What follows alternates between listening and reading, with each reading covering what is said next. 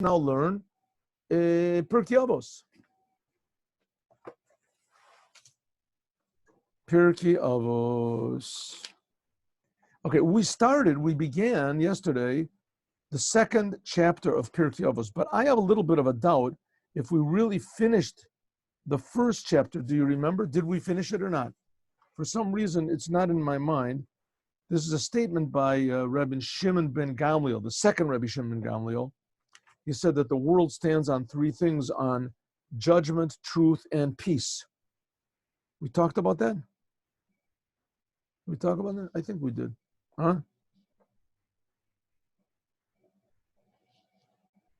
All right.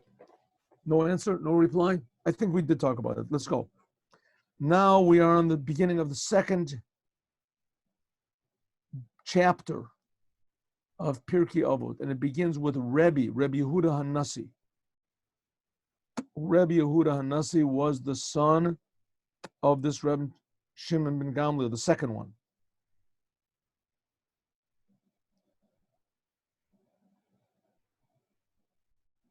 All right, so let's do it. Ready?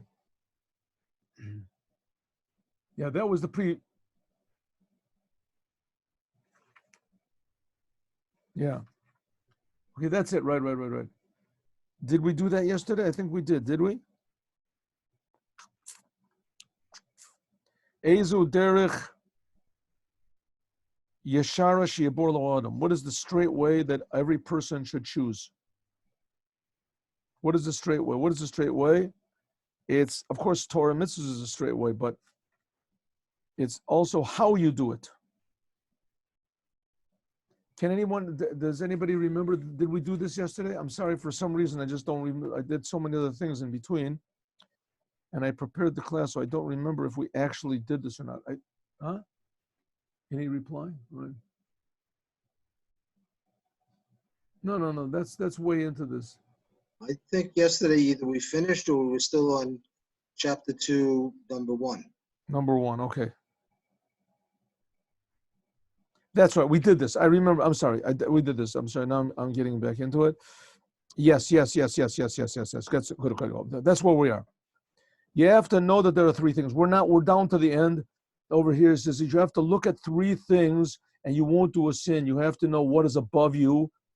Three things are above you: an eye that sees, an ear that hears, and everything you do is written in a book. Huh? No. You have to go back.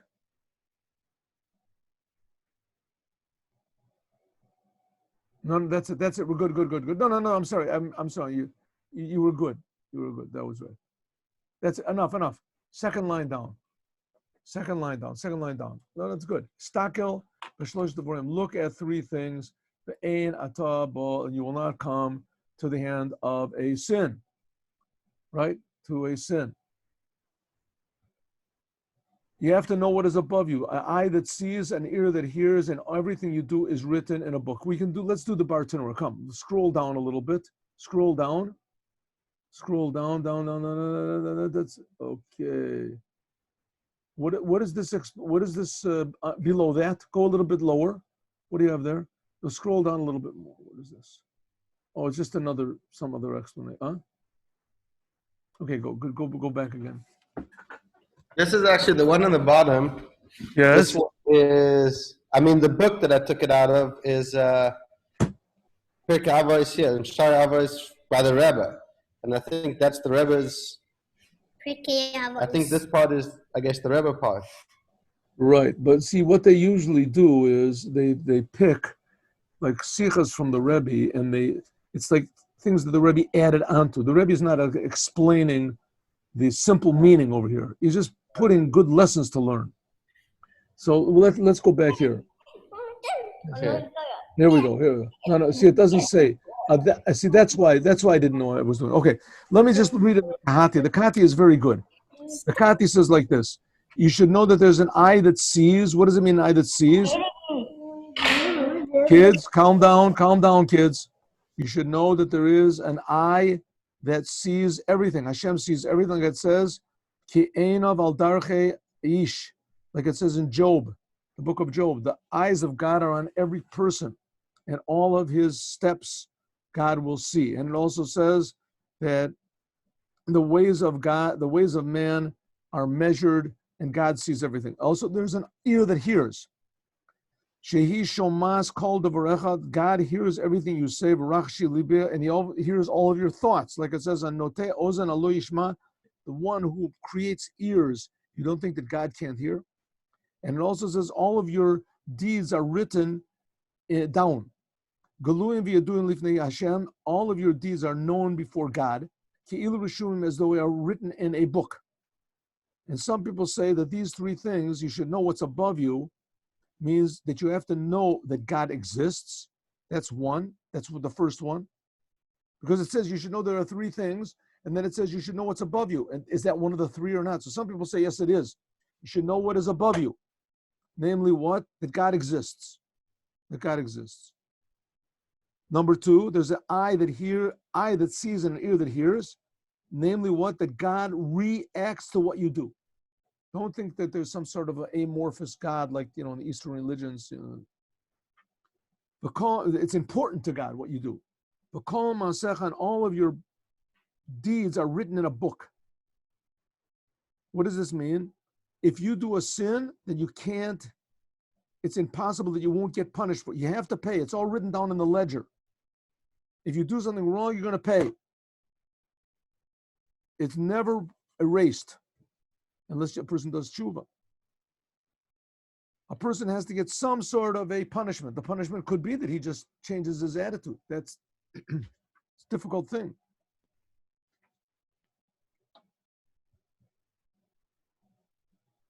Right. Also, good deeds also. But also, just very simply put, you have to know that whatever you do is eternal. Man is the handiwork of God. And man is very important to God. Every man. So anything that you do in your life is eternal. If you do something good, it's also eternal. In fact, the bad things are not as durable as the good things. A person can do repentance. If a person repents, as God wipes off the bad things, if he genuinely repents. And if he does not repent, then the bad things remain. But that's the whole idea of going to hell and etc., that the bad gets erased. But good never gets erased. Good is eternal. And that's why good, even after a person goes to heaven and gets rewards or whatever he does, the good is always there. So the good adds up and adds up. That's what it says. Okay, let's do base. Rabbi Gamliel, the son of Rabbi Yehuda Nasi, said, so again, there were two Rabbi Shimon ben Gamliels. There was the first one, that he was the grandson of Hillel. And then his grandson was also called Shimon ben Gamliel. And then after that, he gave birth to Rabbi Yehuda HaNasi. And Rabbi Yehuda HaNasi, his son was called Rabbi Gamliel also. Rabbi Gamliel was the son of Rabbi Yehuda HaNasi. He said, Yafet Talmud Torah in Derech Eretz. It is good to learn the Torah with work. In other words, be in the world. Don't remove yourself from the world and just learn Torah. Because if you work at both of them, this removes a person from doing sins. Because when a person is learning Torah, it's very good, but you have to have also some sort of a physical thing that you do in order to fix up the world in a physical way. The call Torah she'eni mo malacha, and any time a person learns Torah and he doesn't do any sort of work, sofa batela v'goreras avon. In the end, what he learned will be forgotten, and a person may come to do sin. Why? Because he'll say, what's the purpose of all the sitting and learning the Torah? I mean, what benefit is this? And he becomes bored and starts to realize that his life is meaningless. He's not really doing anything. One action, I say action speaks louder than words. So if he's not doing anything, a person can learn the Torah. He never brings it to action. It becomes meaningless to him. That's what he says. If a person that doesn't have any work, in the end he's going to go herself. And here he says it a little bit differently. He's talking about a person doesn't work and earn money. He won't have any. We'll see. Let's look and see. The call Hamalim Imatzibor, and anyone who works with the congregation, you get out of your own little world and you go and you help others. especially the congregation, you amolim imohim l'shem shamayim. You should work with them for the sake of God. Don't do it so that you get your name in the paper or whatever. Shezachut avotam esayetam, because the merit of your fathers will help you. But tzidkatan omeret la'ad, and their righteousness stands forever. Va'atem, and you, male ani aleichem schar harbe, and I give you a big reward if you work with the congregation, other people, and you help them to improve themselves. I'll give you tremendous reward, as though all the good deeds that they do, they'll get rewarded, and you'll get rewarded also, all the good deeds that you do. So if you're looking for some sort of a remuneration for going out and spreading Judaism, so here it is. But if you're thinking about that, it won't last long. Believe me, it won't last long. Because you'll think, oh, I'm getting all these rewards for all the people, but you don't really know if these people will continue to do good deeds. All you know is that you'll do good deeds. So you'll sit and learn Torah. Why should I waste my time on a doubt if these people will really improve themselves or not? I'll sit and learn Torah myself. So as soon as you start making all these calculations, that sort of means you're not working for God anymore. Nevertheless, here he says, when you do work with others, you should help them, improve them, and you should know you get a tremendous reward for doing so. Let's look at the Bar Tanura. Should we do the Bar Tanura or the Kahati? All right, let's look at the Bar Tanura. Why not? Here we go. Base. Derech Eretz. Oh, here's Derech Eretz. You should have base. See? Derech Eretz. Derech Eretz. Malacha o schora. What does it say? You have to have Torah with Derech Eretz. What does Derech Eretz mean? That you have work, do some work, or at least do business. Be a businessman. Because if you also do Torah and make a livelihood, then this forgets sin. Let's see. Torah mateshes kocho shel. To the Torah, this weakens the power of man. Hamalacha mefareches u'meshaberes zaguf. When a person works physically, this breaks his body. In other words, it takes away the bodily energy. Because of this, the Yetzer Hora will be bottled from him. The Yetzer Hora wants a person that's going to be a little bit free and energetic to do all sorts of sins. But a person is working, is thinking about the Torah and about making a livelihood, he's occupied. The idle brain is the devil's playground. Ever hear that before? The call Torah she'en imo malacha, and any Torah that doesn't have any malacha with it, that you don't do any work, im tomar, if you say, Yehei almo b'Torah, I'll work at the Torah all the time, ve yegiatam te'ei mishkechas avon, and the fact that yegiatah, and the fact that I work at the Torah, that's good enough, I won't do any sins. Like Rabbi Shimon Bar Yochai, why not try? So it said, what do I have to work on a job for? Therefore, who's kaklomor? Therefore, the Mishnah here tells us, no, call Torah, any Torah, she'eni mo malacha, that you haven't got any work with it, in the end, it's going to be batal. Lefi, because I'm reading the Bar Tanura, right? 30 lines from the bottom, on your left side.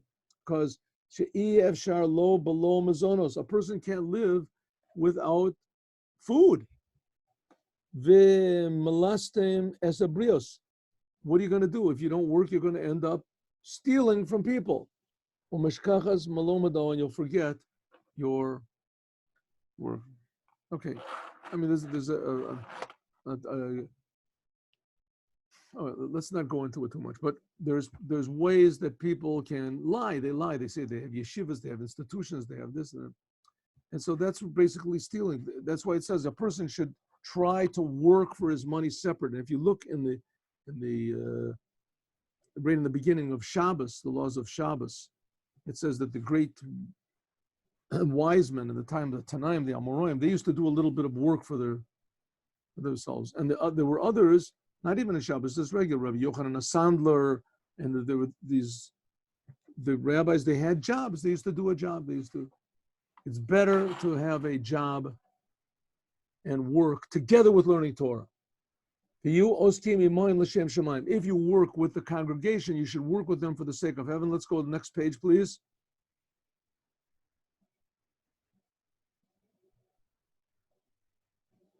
Oh, here we go. Very good. Velo kadei litol atara. You should work with the congregation and not in order to get honor.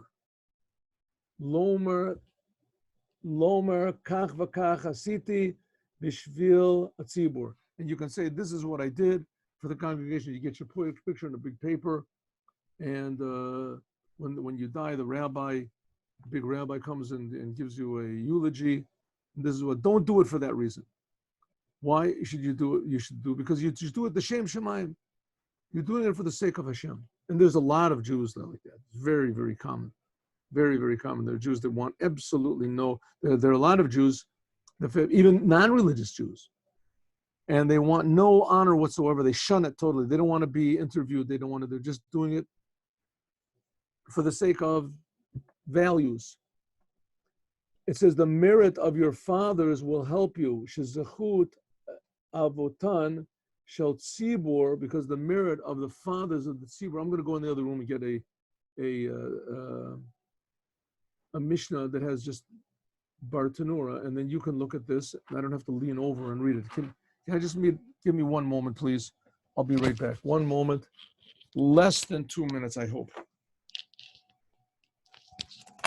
Be right back. Shem should help us. Oh my. All right, here we go.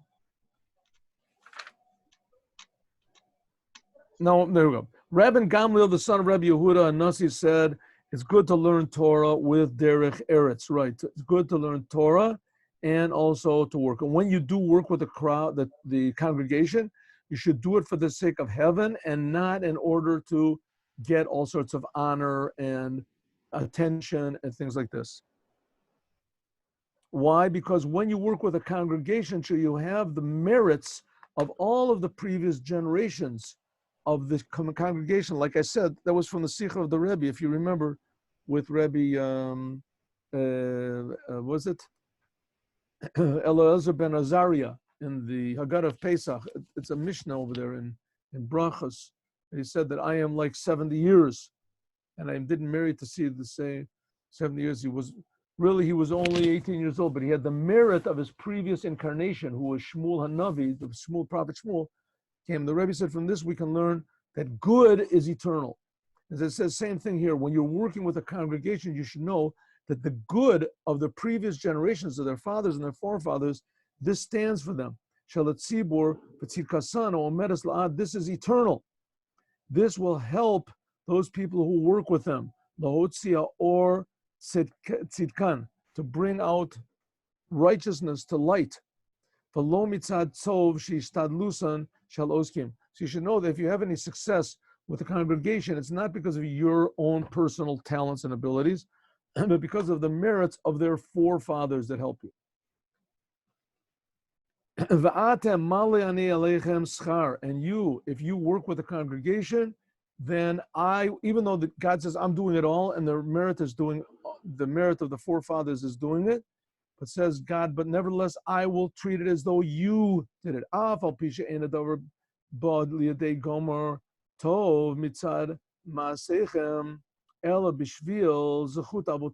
though that really it's not your merits that makes the congregation succeed, or that good things get done, or the synagogue gets built, or whatever, but nevertheless, I treat it, I treat it as though as though that you're doing it.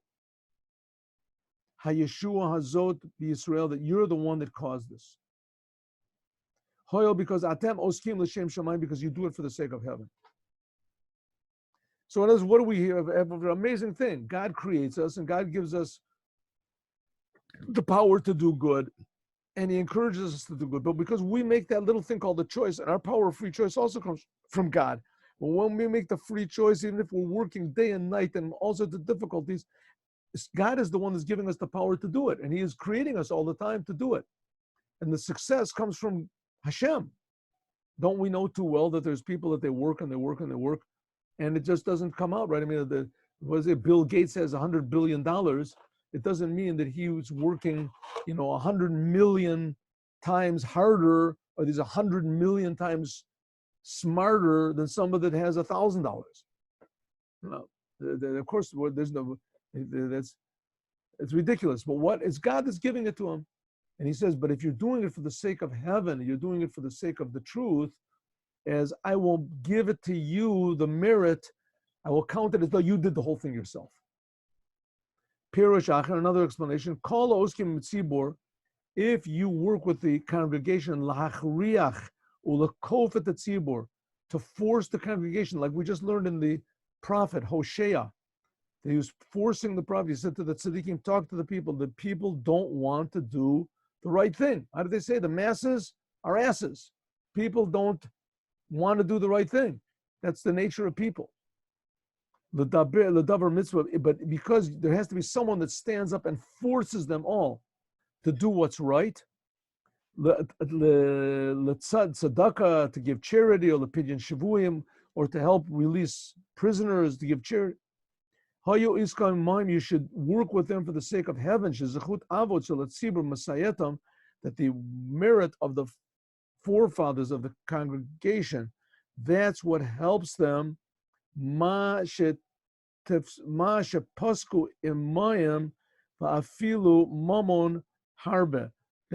if you force everyone to give charity, so then the ability that they will have to give charity comes from the merit of their forefathers. But tzedakah sheyasu tamod lem la'ad, and the charity that they do give will stand forever. I used to be in the it still is now, but there used to be in the time of Judaism terrible decrees, awful terrible decrees. They used to take Jews into hold them for ransom. The government would hold Jews for ransom, and somebody would have to pay. Sometimes the whole congregation, no one had the money. Everyone would have to gather money together, and they would have to collect commonly and pay. And sometimes it really hurt to take so much money that people didn't have. And you people that work to force the congregation to give money, but mitzvah zu male anechem, you force the congregation to do commandments. So I will treat you, and I will give you the reward as though you did it mimonochem, from your money. So the first explanation that we had is that if you work with the congregation for the sake of heaven, as any successes, I'll treat it as though it's your success, even though really it's God is doing everything. The other one is if you convince the congregation to give money, I will treat it, if you are the one that convinces them, then I will treat it as though you gave the money from your own money. They'll get the reward, and you'll also get the reward. The Rambam explains, V'ata mali ani alechem, that I will treat it as though schar ke'ilu asitem im b'shah she'atam oskim. If at the time when you work with the congregation, nizbatal tamasiya eza mitzvah, if in order to work with the congregation, you were not able to take care of your own life, you couldn't do your own commandments, you couldn't do the things that you would like to do. Let's take an example. The Lubavitcher Rebbe says that you have to go out and try to put tefillin on people, try to put mezuzahs on people's doors. What you do is something like that, and you waste a lot of time and a lot of energy. And it could be that just the driving down there, wherever you go to put tefillin on people, that takes in half an hour, and then you have to stand in the street for another hour, and then you come back, it takes another half an hour, and you're all knocked out, so you haven't got any mind to do any other things. So all that time that you lost won't be lost. It says, I will male ani alechem, I will treat it as though ke'ilu asitem atem the mitzvah, it will be as though you did all those good deeds that you wanted to do and you weren't able to. If you convince other people to do good deeds, then all the deeds that you weren't able to do, I'll treat it as though you did them. All right, let's do a